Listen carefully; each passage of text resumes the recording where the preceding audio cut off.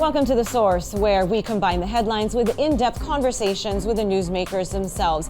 Sitting in for Pinky Webb, I'm Ria Tanwatco Trillo. Today on the program, after the backlash on the proposed Maharlika Wealth Fund bill, lawmakers now exclude the use of SSS and GSIS funds.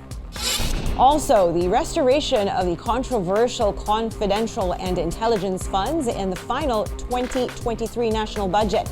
ACT Teachers Party List Representative Castro joins us live in the program. And later, a check on the prices of onions and other basic food products. Agriculture Assistant Secretary Christine Evangelista tells us more live.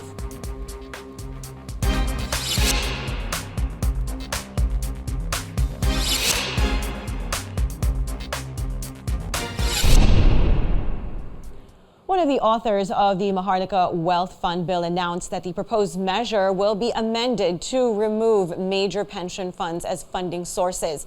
House Committee on Appropriations Vice Chairperson and Marikina Representative Stella Kimbo says the proposed sovereign wealth fund will utilize the profits of the Bangko Sentral ng Pilipinas instead of sourcing it from the Social Security system and government service insurance system.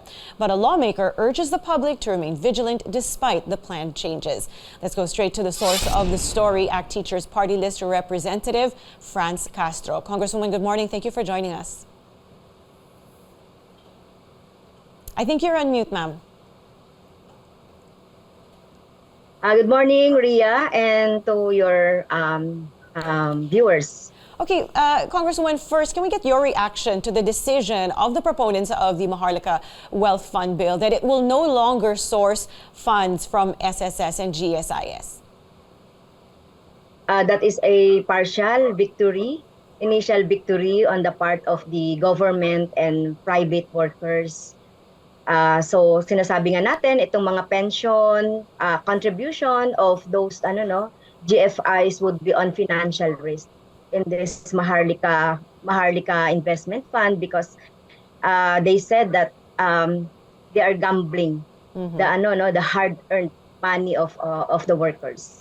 Okay, that being the case po, sa tingin nyo, ano dapat ang maging yung mga alternate source of funds for this if it's going to be not taken from GSIS and SSS? Well, in the first place, Ria, do we have really the sovereign wealth fund? Diba? Wala naman tayong sovereign wealth fund. In fact, sinasabi naman ng Bangko Sentral of the Philippines, diba, na they were worried if the BSP funds would be put in this Maharlika investment fund. To think that there are about 13.52 trillion debts now according to Bureau of Treasury, and then the projected budget deficit for 2023 is 1.16 trillion, and ang revenue lang natin na ma-generate by 2023 ay 3.6 trillion. We are working on a deficit budget. So sinasabi natin na wala tayong surplus. The idea of a sovereign fund comes from our natural resources like yung oil, yung mga minerals, etc. Just like in most countries na meron itong sovereign investment fund. So wala tayo kasi deficit at talagang kulang pa nga yung ating budget every year. Right. So I think the last time this was proposed, may surplus pa yung Philippine government. Ngayon, that's not the case. And as you said, our debt has reached an all-time high. So for you po, what does this say about the bill when suddenly biglang babawiin nila certain aspects of the bill due to fears na maapektuhan ng pension and prone to corruption? Is the bill flawed? Because sabi naman ni Senator Coco Pimentel that it's not well thought out and he feels that it should be sent back to the authors. Yes. I agree with Senator Coco Pimentel. Parang hindi na pag-isipan yung bill. Dahil kaya ang sabi ko nga dapat i-set aside na ito.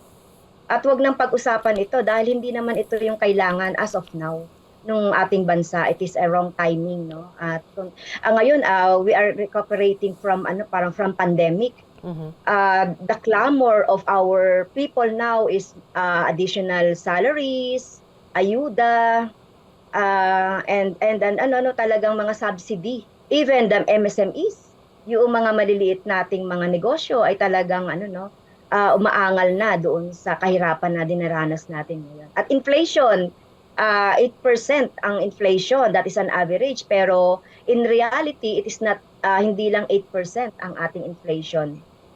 Right, so you're saying dapat iba yung priorities ng government ngayon, no? But so far the bill has said that there are certain safeguards in place, because we mentioned earlier there are fears about it being prone to corruption. There are safeguards. They're saying there will be an internal audit, there will be an external audit by an internationally recognized auditing firm, and also the COA will oversee it. Do you think those safeguards are enough? No, that would be after, no? After the investment na, di ba? So, during and before the investment, it would not be scrutinized because they exempt it from, from GOCC law, from, from competition law, etc. So, ito dapat yung mga regulating laws na magre-regulate dun sa mga investment na papasukin ito. So wala rin naman na tayong dito, no? Wala na tayong say dito kung ilalagay nila to, for example, in a foreign investment or outside of our country.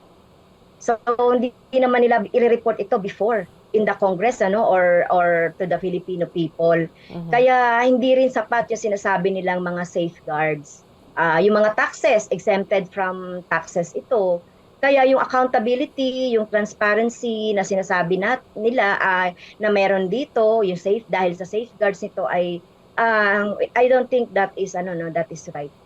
All right, so you're saying this will be audited after the fact, kung baga tapos na yung boxing. Yes. By the time these auditors will take a look at it. Now, Congresswoman, earlier, you mentioned that usually a sovereign wealth fund will come from natural resources. Sa tingin niyo po, bakit po ba kaya nila naiisip na isama ang GSIS at SSS? Why do you think they chose to get it from there? Yes, kasi ito lang yung fixed, ito lang yung marang madaling madaling makuha na fund, considering na stable itong fund na ito. Pero syempre iba naman kasi talaga ang owner ng fund na ito, yung GSIS at yung SSS. So akala nila maybe they thought that the members and contributors of the funds would not say anything. Parang na nila na hindi nila talaga naisip na nagkakaroon ng public clamor ng opposition against using GSIS and GSSS fund. No, Congresswoman, they are overestimating yung magiging reactions ng tao. Well, there's no question that the government does need more funds, and that is the purpose of this Maharlika Fund. Do you think that the risks of the fund far outweigh the potential benefits? Yes, kasi nga now that the GSIS, the members of the GSIS are complaining nga of the lack of benefits, especially yung mga dividend, yung mga loans. So ang daming mga ini-impose na mga regulations para hindi gaano makautang yung mga beneficiaries. Yung mga pensioners natin, like for example, those pensioners receiving less than 5,000, matagal na ito nagsasabi ng additional na pension sa kanila. Kaya talagang maapektuhan kapag ito ay mapunta sa Maharlika Fund. Now, for his part, President Bongbong Marcos himself is supporting the creation of this Maharlika Fund. That being the case, how challenging do you think will it be to oppose it? Well, definitely, and as I can see it with the leadership of the Congress, it would pass by next week, whether we like it or not. So it would pass it next week because of this is one of the priority. Naisama ito dun sa LEDAC bills, biglang naisama nung last week. Kaya dahil and because the composition of the Congress is super majority, di ba? No. Right. Okay. Now, I want to go to the 2023 national budget. The budget was approved by the BICAM, and now it is ready for President Marcos's signature. Opposition senators are dismayed over the restoration of confidential and intelligence funds to the Department of Education and Office of the Vice President. If you recall, I think there was 120 million pesos that the Senate removed from the Education Department, but in the BICAM, this was returned. What are your thoughts on this, Congresswoman? Well, we are dismayed and frustrated because one, yung mga pinag-usapan namin doon sa House of Representatives, like yung na disregard. Like for example, slashing 5 billion from the NTF-LCAC. Ito naman doon sa Senate, slashing 120 million doon sa Department of Education at dalhin ito doon sa, like for example, mental health activities ng mga bata and the like, ay talagang na disregard. Kaya tingin natin the BICAM overuse its power. Nag-overboard sila doon sa kanilang power. Kasi dapat when we have this BICAM, dapat yung mga opposing na lang sana na opposing amount in the budget, yun ang dapat na pinag-usapan, hindi na ginalaw yung mga common. So talagang na frustrate kami, kaya natatakot din kami, no, Ria? So kahit na sinasabi dito sa Maharlika Fund na tinanggal ang GSIS tsaka yung SSS, baka pag nag-BICAM sila, isasama na rin nila ito. So we are very worried talaga doon sa pagdedesisyon ng ating mga liderato dito sa BICAM or dito sa Congress. Kaya yun po yung ating magiging problema doon. And then syempre, isa pa, no, if you look at the BICAM approved budget,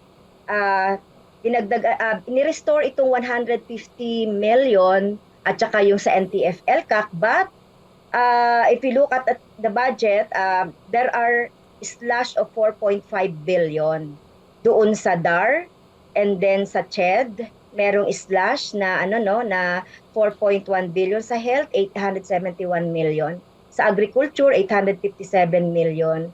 So yun, so yung mga services sana na mas mahalaga, agriculture ay dapat na nadagdagan, kaya lang may slash. So yun yung aming opposition dito sa BICAM budget. So if you had your way, Congresswoman, saan dapat mas mabuting ilagay itong mga confidential at intelligence funds? So it would be better put on social services, and of course to para mapalakas, to strengthen our agriculture. Tapos yung ating mga farmers, yung mga subsidy ng mga farmers, and then dagdag na ayuda. Hindi yung ayuda na nasa DSWD kasi meron na yan naman talaga, may budget na yan. So yung sinasabi natin, yung talagang subsidy for our farmers for their production, dagdagan talaga ito.